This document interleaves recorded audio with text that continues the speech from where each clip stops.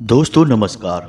मिथुन राशि वाले मेरे मित्रों, आप सभी का आज के ज्योतिष के इस बेहद ही खास और तंत्र विद्या से जुड़े हुए कार्यक्रम में बहुत बहुत स्वागत है। हृदय से अभिनंदन है। माता रानी आपकी हर मनोकामना पूरी करें और आपके जीवन में जो भी कष्ट और परेशानियां हैं उनका नाश करें। दोस्तों, आपका एक पुराना शत्रु है जो आप पर विशेष तांत्रिक क्रिया का प्रयोग कर रहा है, जिसे हम योनि तंत्र कहते हैं। जिस इंसान पर इस तंत्र का प्रयोग किया जाता है उस इंसान की 3 तरह से हानि होना प्रारंभ हो जाती है। और एक बात तो निश्चित है कि उस इंसान को चाहे जीवन में कुछ भी मिले या ना मिले, लेकिन उसे सुख का एक पल भी नहीं मिलेगा। जी हाँ दोस्तों, और हम आपको बता दें कि आपका यह पुराना शत्रु कोई पराया नहीं है, आपके अपनों में ही कहीं छुपा हुआ है। आप शायद इससे पूरी तरह से अनजान हैं। हालांकि इसने आपको पहले भी कई बार धोखे दिए हैं, लेकिन आप इससे सतर्क नहीं हुए हैं। जी हाँ दोस्तों, लेकिन आज के इस वीडियो में हम आपको इस दुश्मन के बारे में सारी बातें विस्तार से बताने जा रहे हैं। यह कौन है, कहाँ रहता है और आपका नुकसान क्यों करना चाहता है, आपको बर्बाद क्यों करना चाहता है। लेकिन इससे भी बड़ी बात कि इस शत्रु का नाम क्या है। इस शत्रु के बारे में हम आपको इतनी गहराई से ज्ञान दे देंगे कि आज आप इसके बारे में सब कुछ जान जाएंगे। जी हाँ दोस्तों, साथ ही साथ हम आपको आपके ऊपर किए गए योनि तंत्र का प्रयोग और उसके संकेतों के बारे में स्पष्ट तौर पर बताएंगे। और ये संकेत इतने स्पष्ट और प्रामाणिक होंगे कि इनको जानने के बाद आपको निश्चित तौर पर यह भरोसा हो जाएगा कि आपके ऊपर यह तांत्रिक क्रिया की गई है। फिर सबसे महत्वपूर्ण बात दोस्तों कि वीडियो के अंत में हम आपको बताएंगे कि इस तंत्र की काट क्या है। कोई भी तांत्रिक क्रिया की गई हो उसकी काट निश्चित तौर पर होती ही है। बस हमें करना इतना होता है कि समय रहते इस काट का प्रयोग किया जाए तो यह बहुत अधिक प्रभावशाली होता है। अन्यथा देर हो जाने पर कभी कभी बहुत अधिक देर हो जाती है और फिर हम कुछ भी करें काट हो नहीं पाती है। तो ऐसे में हम आपसे बस यही चाहेंगे कि आपको इस वीडियो को पूरा देखना चाहिए। यदि आपने इस वीडियो को मिस कर दिया तो 100% हम आपसे कहते हैं कि आप एक बहुत ही महत्वपूर्ण जानकारी से वंचित रह जाएंगे, दूर रह जाएंगे और फिर आपका जो नुकसान होगा उसकी आप भरपाई भी नहीं कर पाएंगे। जी हाँ दोस्तों, कई लोगों के ऐसे कमेंट हमारे पास आते रहते हैं कि गुरुजी हमारे जीवन से कष्ट दूर ही नहीं हो रहा है, हम बहुत परेशानियों से गुजर रहे हैं, जीवन में समस्याएं अंत होने का नाम ही नहीं ले रही हैं। तो दोस्तों, हम आपको बता दें कि ऐसा क्यों है, जबकि प्रकृति का नियम तो यह है कि सुख के बाद दुख होता है और अंधेरे के बाद उजाला होता है। फिर आपके जीवन में केवल दुख ही दुख, संघर्ष ही संघर्ष, कष्ट और परेशानियां क्यों हैं, सुख क्यों नहीं है। तो ऐसा इसलिए भी है दोस्तों क्योंकि आपके दोस्तों से कहीं अधिक दुश्मन होते हैं। और सबसे बड़ी बात यह है कि आपके जो शत्रु हैं, जो दुश्मन हैं, वो हमेशा छुपे हुए होते हैं, कभी उजागर नहीं होते हैं। तो आप उनके बारे में समझ भी नहीं पाते हैं और लोग आपके अपने बनकर आपको छलते रहते हैं, आपको ही जान से मारने के प्रयास करते रहते हैं। जान से न मार पाएं तो फिर आपको इतनी गहरी चोट और आघात तो पहुंचा ही देते हैं जिससे कि आपका जीवन मृत्यु के समान कष्टदायक हो जाता है। तो बिना समय गवाए चलिए आज के इस बहुत ही महत्वपूर्ण वीडियो को प्रारंभ करते हैं।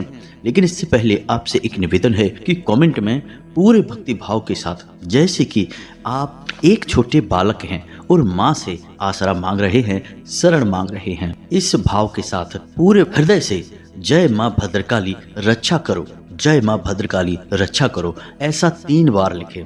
माता की आपके ऊपर पूरी कृपा और आशीर्वाद होगा। जी हाँ दोस्तों, और हम भी आज की साधना में माँ से इस प्रकार की प्रार्थना करेंगे कि वे आपके जीवन के कष्ट और परेशानियां जल्द से जल्द समाप्त कर दें और आपके जीवन को फूलों की तरह महकाएं। इसी के साथ साथ दोस्तों, आप अपना नाम और अपना स्थान भी लिखना बिल्कुल भी ना भूलें, ताकि हम शनिवार के होने वाले सर्व मनोकामना पूर्ति हवन में आपके नाम से आहुतियां करवा दें, जिससे माई के दरबार में आपकी विशिष्ट अर्जी भी लग जाएगी और माई की सीधी कृपा आपको प्राप्त होने लगेगी। आप देखेंगे कि अगले ही दिन से आपकी गाड़ी पटरी पर आने लगेगी। जी हाँ दोस्तों, कहने का मतलब यह है कि आपका जीवन बदलने लगेगा। इसी के साथ साथ दोस्तों, इस दास का आपसे एक छोटा सा निवेदन और है कि यदि आपको हमारा चैनल अच्छा लगता है और आप इस चैनल पर पहली बार आए हैं तो इसे सब्सक्राइब अवश्य कर लें और इसके बगल में जो घंटी का निशान है उसे भी अवश्य दबा दें।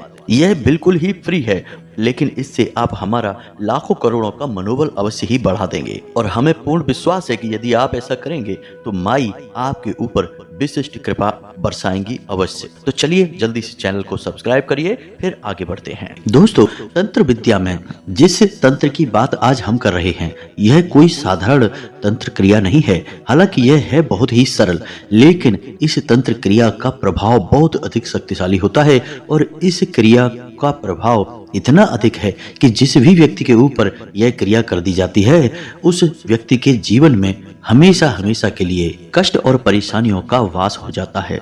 और इसमें आश्चर्य की बात यह है कि जिस जातक के ऊपर यह क्रिया की जाती है, उस जातक को कभी भी कोई भी आभास नहीं होता है, यानी कि उससे गलती से भी दिमाग में यह बात नहीं आती है कि उसके जीवन में कष्ट और परेशानियों का कारण कोई तांत्रिक क्रिया भी हो सकती है। जी हाँ दोस्तों, इस प्रकार जातक जीवन भर कष्ट भोगता रहता है और कभी भी इन कष्टों से बाहर निकलने के प्रयास तक नहीं करता है। कभी कभी किसी मामले में तो दोस्तों यह भी देखा गया है कि जातक किसी प्रकार के उपाय पर भी यकीन नहीं करता है। यदि कोई उसे आकर कुछ बताए भी कि आपके ऊपर इस प्रकार की क्रिया हो चुकी है, तो वह इन सब बातों को ढोंग मानता है और पाखंड कहकर आगे बढ़ जाता है, यानी कि वह सिरे से नकार देता है इन बातों को। तो फिर उस जातक को बचा पाना लगभग नामुमकिन हो जाता है, क्योंकि जब वह जानबूझकर मक्खी को निगलने के लिए तैयार बैठा है, तो फिर उसे कौन बचाएगा। अब योनि तंत्र जो हम आपको बता रहे हैं, यह तंत्र की शुरुआत कहां से हुई, आपको इस बात का ज्ञान होना भी आवश्यक है। दोस्तों, हमारे शास्त्रों में इस प्रकार का वर्णन है कि जब मां सती अग्नि में समाहित हो गईं, तो भगवान भोलेनाथ उनको इस प्रकार देखकर बहुत अधिक दुखी हो गए और उनके जलते हुए शरीर को हाथों में उठाकर इधर से उधर भागने लगे, विलाप करने लगे, बहुत अधिक भावुक और द्रवित हो गए। तो उनकी यह दशा भगवान विष्णु से देखी न गई, तो उन्होंने अपने सुदर्शन चक्र से माता के शरीर के 51 टुकड़े कर दिए। तो धरती पर जहां जहां माता के शरीर के टुकड़े गिरे, वहां वहां एक एक शक्ति पीठ का निर्माण हो गया। इसी प्रकार आसम के नीलांचल पर्वत पर माता की योनि गिरी और वहां पर कामाख्या देवी का सिद्ध पीठ बना। दोस्तों, यह वही स्थान है जहां तांत्रिक सबसे अधिक तांत्रिक क्रियाएं करते हैं, सिद्धियां हासिल करते हैं। इसे तंत्र का केंद्र माना जाता है और यहीं से प्रारंभ होती है योनि तांत्रिक क्रिया। दोस्तों, हम आपकी जानकारी के लिए बता दें कि शायद आपने इस स्थान के बारे में पहले सुन रखा हो या फिर नहीं सुना हो, लेकिन हम एक अजीब बात इस स्थान के बारे में आपको बता दें कि यह स्थान इतना अधिक जागृत है कि हर महीने के एक निश्चित स्थान पर माता यहाँ पर रजस्वला होती हैं और उस समय मंदिर को पूरी तरह से बंद कर दिया जाता है, वहां प्रवेश निषेध होता है। और दोस्तों, जब वहां से समय उपरांत पट खोले जाते हैं, तो आपको जानकर यकीन नहीं होगा कि वहां मां के रक्त के छींटे दिखाई देते हैं। जी हाँ दोस्तों, और उन्हीं छींटों का प्रयोग करके बनाया जाता है एक सिंदूर, जिसे हम कामिया सिंदूर कहते हैं। दोस्तों, यह सिंदूर इतना अधिक शक्तिशाली होता है कि जो इंसान इस सिंदूर को धारण करता है, उस इंसान का प्रभाव, वर्चस्व और कामयाबी कोई रोक नहीं सकता है। वह एक प्रकार का सिद्ध पुरुष बन जाता है। तो जो लोग भगवान की मूर्ति को सिर्फ पत्थर की मूर्ति मानते हैं और जिन्हें धर्म में आस्था नहीं है, उन्हें एक बार इस स्थान पर अवश्य जाना चाहिए। वहां माता का जागृत स्वरूप देखकर उन्हें निश्चित तौर पर ईश्वर में यकीन आ जाएगा, धर्म में यकीन आ जाएगा। तो ये तो थी सारी बातें जिनमें हमने आपको समझा दिया कि योनि तंत्र क्या होता है और इसकी शुरुआत कहां से हुई है। अब बात करते हैं आपके जीवन के बारे में। दोस्तों, आपके ऊपर इस प्रकार का यदि तंत्र किया गया है, तो इसका सबसे बड़ा संकेत यही है कि आपको हर एक धार्मिक बात पर शक पैदा होगा, क्योंकि यह एक नकारात्मक क्रिया है। वैसे तो योनि तंत्र का प्रयोग एक अच्छे कार्य के लिए किया गया था। सबसे बड़ा इसका लाभ यह था कि यह आपसी प्रेम और शांति को कायम करता था, साथ ही साथ धन दौलत और जीवन में सुख समृद्धि भी बढ़ाता था। लेकिन गलत हाथों में पहुंचकर इस विद्या का प्रयोग नकारात्मक रूप में होने लगा और अब इसका प्रयोग किसी के जीवन को बर्बाद करने के लिए किया जाता है। दोस्तों, हम आपको बता दें कि योनि तंत्र का प्रयोग करने के लिए आपको कामाख्या देवी के मंदिर जाने की आवश्यकता नहीं है। आप कहीं भी किसी भी स्थान पर बैठकर इस तंत्र का प्रयोग कर सकते हैं। तो ध्यान से सुनिए, इस तंत्र के प्रयोग प्रयोग के संकेत क्या हैं, कि जिस जातक पर इसका प्रयोग है उसे कैसा महसूस होता है। तो सबसे पहली बात कि वह कुछ कुछ अधार्मिक सा हो जाता है, यानी कि उसे कोई सदमार्ग पर ले जाने की कोशिश करे तो वह उसे पाखंडी और ढोंगी बताने लगता है। दूसरा कि वह हिंसा में विश्वास करने लगता है, यानी कि उसे हिंसक चित्र अच्छे लगने लगते हैं, उसे हिंसक बातें, मारपीट मार काट की बातें अच्छी लगने लगती हैं, लूटपाट और दूसरों को नीचा दिखाना और उन्हें दबा कर रखना, कुछ इस प्रकार की भावनाएं उसके मन में उत्पन्न होने लगती हैं। तीसरा कि ऐसे जातक को नींद लेने में समस्याएं आने लगती हैं। जी हाँ दोस्तों, वह जातक अच्छी तरह से सो नहीं पाता है। यदि उसे नींद आ भी जाए तो डरावने सपने आते हैं और बेशक उन सपनों का कोई मतलब ना हो, लेकिन उन सपनों की वजह से उसे नींद लेने में बहुत समस्याएं होती हैं। इसी के साथ साथ दोस्तों, ऐसा इंसान अपने और परायों में फर्क करना भूल जाता है, यानी कि उसे इस बात की क्षमता नहीं रहती है कि कौन अपना है कौन पराया है, इस बात का सही अनुमान वह लगा सके। इसका परिणाम यह होता है कि वह इंसान हमेशा धोखे खाता है, हमेशा परेशान रहता है, दूसरों के द्वारा हमेशा उसका दुरुपयोग किया जाता है। आर्थिक स्थिति की बात की जाए तो ऐसा जातक पैसे कमाने के लिए बहुत अधिक संघर्ष करता है, यानी कि उसे बहुत मेहनत करनी पड़ेगी तब जाकर उसे बहुत कम धन लाभ होगा। और दुख की बात तो यह है कि जब वह जैसे तैसे कमाकर पैसे अपने पास लेकर आएगा, अपने घर लेकर आएगा, उस पैसे का भी सदुपयोग नहीं कर पाएगा, वह पैसा उसका अनावश्यक रूप से खर्च हो जाएगा। यानी कि पहले तो वह कमा ही नहीं पाएगा और कमा भी लेगा तो उसे बचा नहीं पाएगा। दोस्तों, इस प्रकार उसे कभी भी धन का सुख प्राप्त नहीं हो पाता है। बीमारियों में, फिजूल खर्चियों में उसका पैसा लगातार खर्च होता रहता है। कभी कभी ऐसा भी देखा गया है कि जातक गलत कार्यों में पूरी तरह से लिप्त हो जाता है, जैसे कि वेश्यावृत्ति, जुआ या फिर शराब। कुछ इस प्रकार की गलत और अनैतिक गतिविधियों में पूरी तरह से लिप्त हो जाता है और वह इस हद तक लिप्त हो जाता है कि फिर वह अपने ही परिवार के जनों को दुश्मन मानने लगता है और उन्हें प्रताड़ित करने लगता है। जी हाँ दोस्तों, उनके साथ एक तरीके का ऐसा व्यवहार करता है जैसे कि वह उनसे बदला ले रहा है। जी हाँ दोस्तों, एक शत्रु के समान व्यवहार वह करने लगता है। वाहन आदि ऐसा इंसान बहुत ही लापरवाही के साथ चलाता है, इससे उसकी दुर्घटना होने के अवसर बढ़ जाते हैं। और भाषा पर भी इस इंसान का नियंत्रण खो जाता है, यानी कि यह कुछ भी कभी भी किसी से भी कह सकता है। ऐसे में वाद विवाद और झगड़ा होने के अवसर बढ़ जाते हैं। कुल मिलाकर देखा जाए तो सब कुछ ऐसा होने लगता है जो कि उसे गहरी खाई की ओर ले जाता है। जिंदगी हमेशा हमेशा के लिए परेशान हो जाए, कुछ ऐसी व्यवस्था कर दी जाती है। तो अब तो ये संकेत हो गए जिनसे आप ये पहचान सकते हैं कि आपके ऊपर किसी प्रकार का योनि तंत्र प्रयोग किया गया है या नहीं।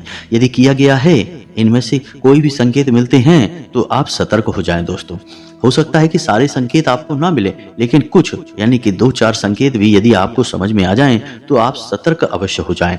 और जब आप सतर्क हों तो इसका मतलब यह है कि फिर आपको कदम उठाने हैं। अब ऐसे में यह भी हो सकता है दोस्तों कि इसका प्रभाव आपके ऊपर न होकर आपके परिवार के किसी महत्वपूर्ण सदस्य के ऊपर दिखाई दे रहा हो। जी हाँ दोस्तों, जैसे कि घर का कोई एक सदस्य जो पैसे कमाने वाला होता है, पूरी अर्थव्यवस्था घर की उसी के ऊपर निर्भर होती है, तो उस इंसान के ऊपर भी यह क्रिया की जा सकती है। परेशानी तो उसकी वजह से फिर आपको ही होगी। तो कहने का मतलब यह है कि आपको न केवल खुद पर बल्कि अपने परिवार के सदस्यों पर भी नजर रखनी है और उनके जीवन के क्रियाकलापों को ध्यान से देखना है।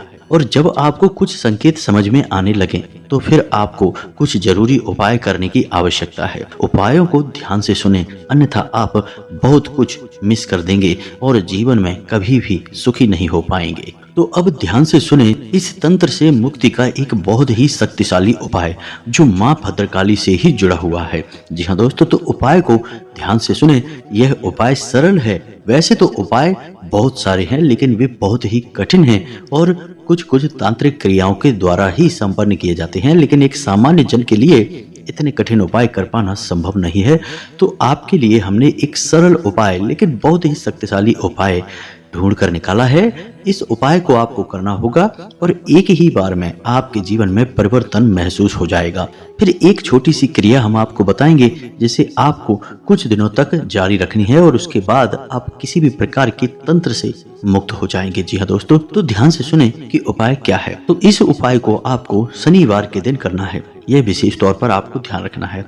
इस उपाय को करने के लिए आपको 11 नींबुओं की आवश्यकता होगी। जी हाँ दोस्तों, माता काली को नींबू बेहद प्रिय हैं और जो भक्त माँ काली को नींबू अर्पित करता है, माता उसकी सबसे पहले सुनती हैं। तो अब आपको क्या करना है, ध्यान से सुनिए। किसी भी शनिवार के दिन आपको सुबह स्नान ध्यान करने के बाद माता की विशेष पूजा आराधना करनी है अपने ही घर में, यानी कि माता को याद करते हुए उनकी पूजा करनी है। उनके आगे एक दीपक जलाना है, लाल पुष्प ही उन्हें चढ़ाना है और लाल प्रसाद ही चढ़ाना है। माता को लाल रंग के आसन पर ही विराजमान करना है। यदि आपके पास माता की कोई फोटो या मूर्ति है तो अच्छी बात है, यदि नहीं है तो आप एक नारियल को भी माता का स्वरूप मानकर स्थापित कर सकते हैं, उसमें भी माता ही विराजमान हो जाएंगी। तो आपको माता की पूजा आराधना करनी है। फिर अपने आसन पर बैठे बैठे ही आपको यह विधि अपनानी है जो हम आपको बताने जा रहे हैं।